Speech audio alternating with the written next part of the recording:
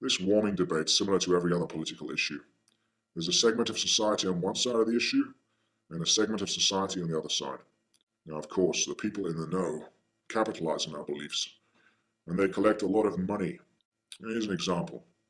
Someone in Congress proposes a new gun control regulation.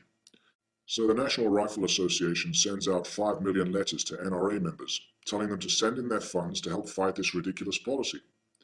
The money floods in, producing hundreds of millions of dollars in revenue for these organizations, and, of course, if you're a member of the NRA, it's money well spent. Now, on the other hand, if you're a member of the gun control crowd, and some chap in Congress proposes a liberal policy, they send out millions of letters to their members, which produces hundreds of millions of dollars for their organization. This goes on, and it doesn't make any difference whether it's abortion, the right to choose, gun control, or the next new thing today, global warming. So far, we don't have chapters and groups on either side of the debate, but it's coming. Mark my words, sit back, relax, and watch it coming. Now, there's a payday at the end of all this nonsense, and that payday is $250 billion a year in new taxes. And for those of us living in the United States and Great Britain, who are sitting there saying to themselves, I can't make ends meet now, never mind when these taxes go up. Most of the people in the developing world live on $2 a day, and they want to raise the price of petrol for these people by $1 a gallon too? Can you see the devastating results this is going to have? This is a death sentence for the poor. While you and I in our countries are going to be inconvenienced, it's going to make the difference between living and dying for the people in the third world. And of course, that fits in nicely with Global 2000 and the proposal that will reduce the Earth's population by 90% over the next 50 years. Under emissions trading, everything will double or even triple in price. Why do you think that is? Well, in short, the companies who pollute have to keep buying carbon credits from companies who don't pollute and pass the cost on to the consumer. So Al Gore bought carbon credits from an offshore company he owns in partnership and makes massive profits in the process.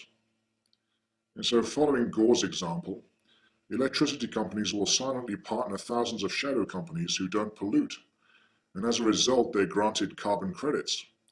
They then buy the credits for themselves to cover their normal polluting methods of business and sell the remainder to the highest bidder. Now, the electricity companies will also increase the price of basic services to the consumer by a multi-percentage, claiming increased costs from having to purchase their own carbon credits at knockdown prices, of course, since they own the smaller companies being granted the credits. So therefore, the electricity companies profit twice, from selling carbon credits to the highest bidder, and then from increasing prices to the consumer, claiming the excuse of having to buy carbon credits they already own. And who doles out these carbon credits in the first place? National governments, who purchase them from the super governments, the European Union and the North American Union, for example. And how do these national governments pay for them? With taxes paid for by the citizens or consumers. How does that grab you? You know, while writing the Anti-Terrorist Handbook, my publishers convinced me to soften the wording in my chapter on the big business of climate. But right here and right now, I'm going to say it the way I originally wrote it. Al Gore, or rather, the part of the whole that is Al Gore, is a paid professional political whore. There, I said it. The concept of man-made global warming isn't bad science. It isn't even science, it's just pure naked politics. Nothing more, nothing less.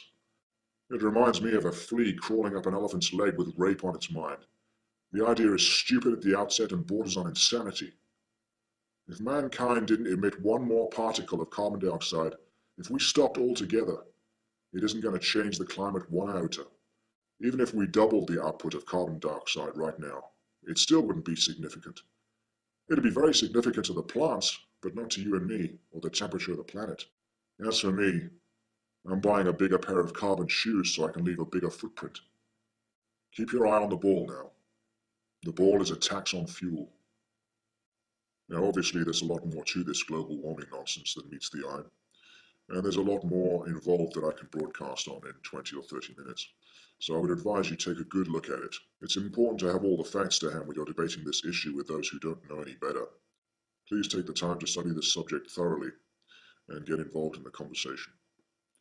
Thanks for listening.